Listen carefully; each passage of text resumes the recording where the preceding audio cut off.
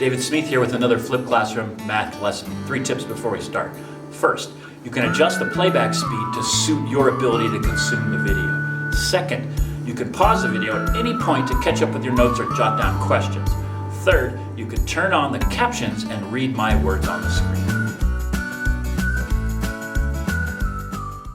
Why is the obtuse triangle always upset?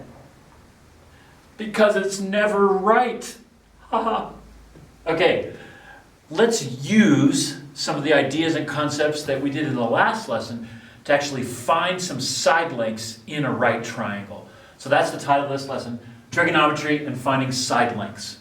So this is one of the core pieces of using what I like to call Sohcahtoa Geometry, and that's this little acronym here, Sohcahtoa. If you can memorize this, then you know all the ratios. Let's review that real quick. Sine is opposite over hypotenuse, cosine is adjacent over hypotenuse, and tangent is opposite over adjacent. So this little mnemonic device will help you memorize what each of the 3 trig functions ratios are. Okay, now I know that students who've never done trigonometry before tend to struggle a little bit because it's just so different. So I wrote up some steps in this process for finding side lengths. So we're going to do a problem and we're going to use these steps along the way to guide ourselves. Once you master this, you won't need to use the steps. But in the beginning, I think you should probably write them down and then follow them until you've got it mastered. Okay, let's take a look at a typical finding side length problem that you might get. Here's a triangle sketched out, okay? It's a right triangle, so we know we can use Sohcahtoa trigonometry on it. If it's not a right triangle, you cannot do this. So these are all right triangle type problems. So we know this angle up here is 58. If there's a number drawn inside a corner of a triangle, you can assume that that's the measure of that angle. What we could do is we could write 58 and put a little degrees there to be super accurate with our units. Okay, so we know this is 58 degrees. We know this side is 10 centimeters long, and we know this side is x. And the instruction might be, find x.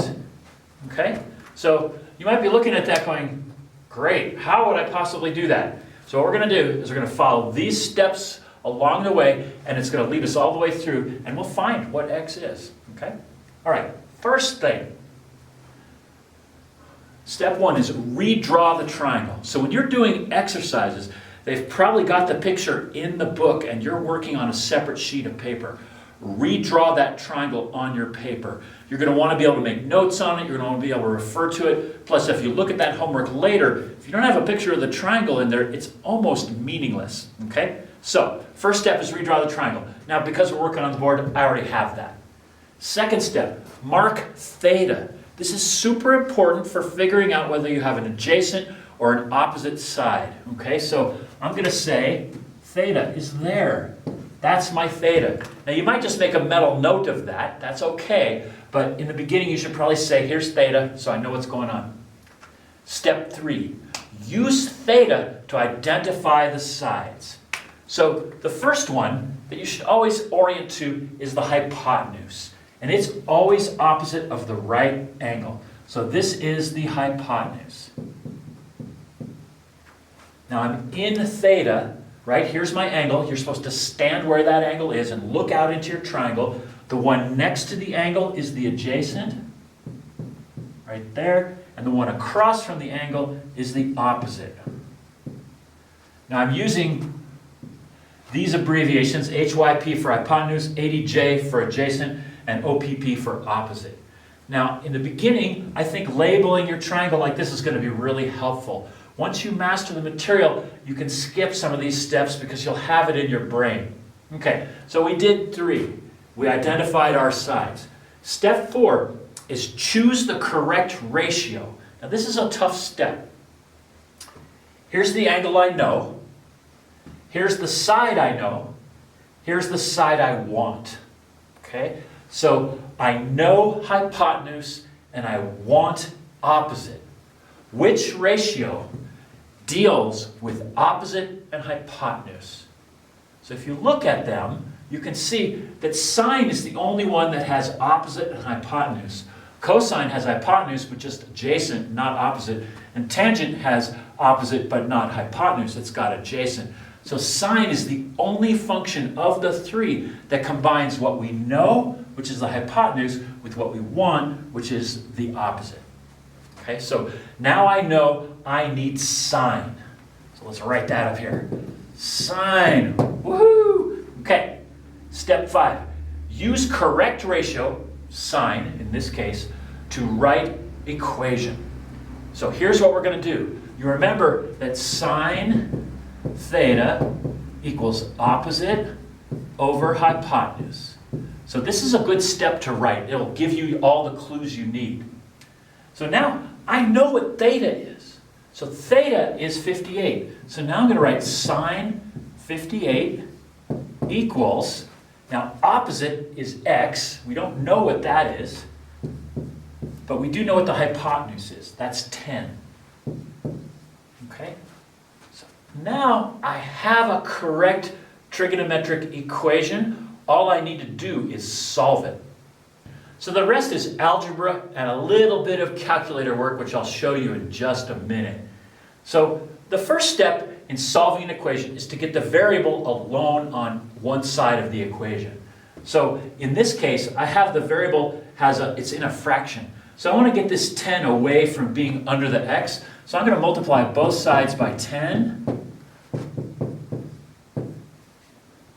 Like that. And so these 10s are going to cancel. That's going to leave x on one side. And now I'm going to have 10 times the sine of 58. Now let's talk a little bit about this thing, sine 58. That's one thing. It's not sine times 58. It's just the sine of 58, the sine of that angle. Okay, so don't divide through by sine to get the 58 alone or anything silly like that. Sine 58, the only thing you can do with that is use a calculator and find out what sine 58 is. So I'm going to show that to you on my calculator. Your calculator may work differently. It may require a different syntax to find the sine of 58. Some calculators work one way, some work another way. You need to be familiar with your own calculator so that you know how to evaluate sine 58, get the correct number for that so you can finish this and find out what x is. So on my calculator, all I need to do is press 58 and then press the sine button. That's it. And I get this decimal, 0.848. So 0.848 is going to round to 0.85. So do 10 times 0.85 equals x. Okay, so 2 decimals is enough. The decimal in the calculator just goes on forever. It's one of these irrational decimal expansions that just keeps on going. We don't need to bring all those decimals onto our page. 2 is enough. So 10 times sine 58 is going to be, or 10 times sine 58, that's right, but it's also 10 times 0.85 is going to be 8.5 equals x. Okay? So we have our solution. Now there's one last step. Does this make sense? Is this reasonable? And let's look back at our diagram. If the hypotenuse is 10, remember in a right triangle the hypotenuse is the longest side. None of the other sides can be longer than that. So if this is 10, does it make sense that this side is 8.5? I'd say so. Shorter than 10, but not by too much. It's pretty close to 10, and from the way the diagram is drawn, that makes sense.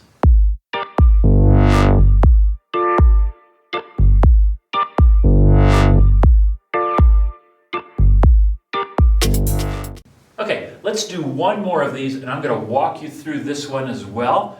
We're going to go a little quicker. Eventually, you're going to go pretty quickly with these, but I want to tease out all the steps just so you see what's happening. So again, I'm going to look at my steps, redraw a triangle. It's on the board already, so I'm assuming I've copied this out of the book, and I'm ready to go. Mark theta. Check it out. They gave us this angle, so this would be my theta right there. Next, use theta to identify the opposite, the adjacent, and the hypotenuse. I always like to identify the hypotenuse first, That's the one opposite the right angle. So this is the hypotenuse. The opposite is opposite of the angle that we have. Boom. That side does not touch the angle. So this would be the OPP. And finally, the last one is the side that's next to the angle, or the adjacent. So X is our adjacent. Okay, so now we've marked our sides and our angle. Now we need to choose the correct ratio.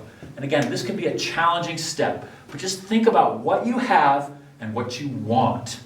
So what do I have? I have the opposite. They told us that this side is 8 meters long. Okay, so I have the opposite, and what do I want? Do I want the hypotenuse? No, they didn't ask for that. They asked for the adjacent. So I have opposite and I want adjacent. Opposite, adjacent. Which ratio in Sohcahtoa combines opposite and adjacent? Think about that for a minute. Pause the video if you don't get it right away. Okay, let's see how you did. Tangent is the only one that combines opposite and adjacent. That's the TOA, T-O-A. Okay, so that lets us write the equation. We're on step 5. So now we're going to write an equation. I'm going to go ahead and write tan theta equals opposite over adjacent, just so I can see that in its barest sense. This is the ratio for tangent. Now I'm going to go ahead and plug in the information from my diagram. So that's going to be tan. Now instead of theta, I'm going to write 38 equals, we have opposite, which is 8 meters, over adjacent, which is our x.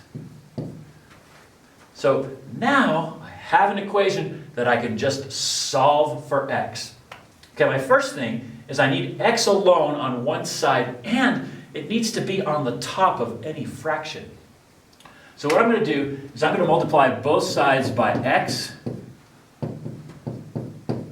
and that's going to cancel this out, and I'm going to get x times tan 38 equals 8. I dropped the units for the sake of our calculation. So I still don't have x alone. I've got this tan 38 thing. And just to remind you, tan 38, you can't separate those two things out. The only way to find out what tan 38 is to put it into your calculator, which we'll do in just a minute. So to get x alone, now I need to divide by tan 38 on both sides. Divide tan 38. And what that does is that's going to cancel this out. We'll get x equals 8 over tan 38. So now that I have x isolated, I can use my calculator now to do the rest of this problem. So what I'm going to do is I'm going to pull this calculator out. I'm going to go ahead and enter 8. Now on my calculator, all I need to do is do divided by 38 tangent. Now it's showing me the tangent of 38, which happens to be 0.781, but I can just hit equals now, and it's going to give me 8 divided by tan 38, which is 10.239, which rounds to 10.24. X equals 10.24. Okay, so we found our side length. X is 10.24. Let's take a look. Does that make sense? If this side is 8, could this side be 10.2? Yeah, pretty much. It's close enough. The diagram isn't perfect to scale. If it was, this side should look a little longer than it does, but it's close enough for our purposes here. So we did find x, 10.24. Okay, now I want to give you one to try. So it might be a little tough, but just like buckle down, look at your notes, see if you can do this problem. So I've set it up for you. Here's my right triangle. My right angle is right here. My tangent is 26 degrees. It's right there. And let's not use the same number for the side. Let's use something different. So let's say this side is 51 inches. Okay? And you're wanting to find this side here. So go ahead and pause the video and see if you can use the steps to solve for x. Okay, now I really hope you gave that a good shot before just watching the solution. But here we go, I'll do that for you. So first step, we redo the triangle, we marked theta, right there, that's theta. You don't have to put theta on it every time as long as you know that's what it is. So there's my theta. Now use theta to identify the sides. So obviously hypotenuse, opposite the right angle. That one never changes. Now our opposite is over here from theta. We're looking out into the triangle. That's the opposite. And the one we know, the 51, is the adjacent. Okay? So now we need to pick the right ratio that we can use to solve for x. So we got to put together what we know and what we have in terms of sides. So we know the adjacent and we need the hypotenuse. So which trig function uses adjacent and hypotenuse? And if you picked cat or cosine, you're right, because cosine is adjacent over hypotenuse. So now we go to the step of writing the equation. So I'm first going to write cos theta equals adjacent over hypotenuse. You can start to skip this step if you know what to do at this point, because now what I'm going to do is plug in my numbers. So I have cosine 26 equals 51 over x. Okay? So that's just cosine equals adjacent over hypotenuse. Cosine 26 equals adjacent over hypotenuse. Now I'm going to show you a trick. You could solve this one algebraically the way we did it on the last one. Remember, I have a variable down on the bottom, so I had to first multiply both sides by x, then divide by cosine 26. But the result was that you ended up just switching these two things. So there's a way to remember that. If the variable's down low, our x is on the bottom, down low. If the variable's down low, you switch, you know. So that would be, I'm just going to switch these two. That's going to be x equals 51 over cosine 26. And you don't have to do it that way, but I think fewer steps is better because there's fewer chances to get it wrong. Okay? So now that we've rearranged our equations so that we have x alone, it's time to pull out the calculator and do some number crunching. 51 divided by 26 cosine equals, I get 56.74. 56.74. And we have inches. Now, the last step, is this reasonable? If this adjacent side is 51, it makes sense that the hypotenuse would be 56. It has to be bigger than the 51, but you can see from the way the triangle is drawn, it shouldn't be too much bigger. It shouldn't be twice the size. It should be a little bit bigger, and in this case, it is just a little bit bigger. Okay, last one. Okay, pause the video now and see if you can figure out what x is. Okay, let's see how you did. My figure's drawn. Here's my theta, 52 degrees. I know that. Identify. If this is my theta, my x is my opposite, my hypotenuse is 4.5, and my adjacent, don't really care about it. It's not necessary in this problem. So, this problem deals with opposite and hypotenuse. Which function deals with opposite and hypotenuse? That would be sine, because sine is opposite over hypotenuse. Okay? So now I can write my ratio. Sine theta equals opposite over hypotenuse.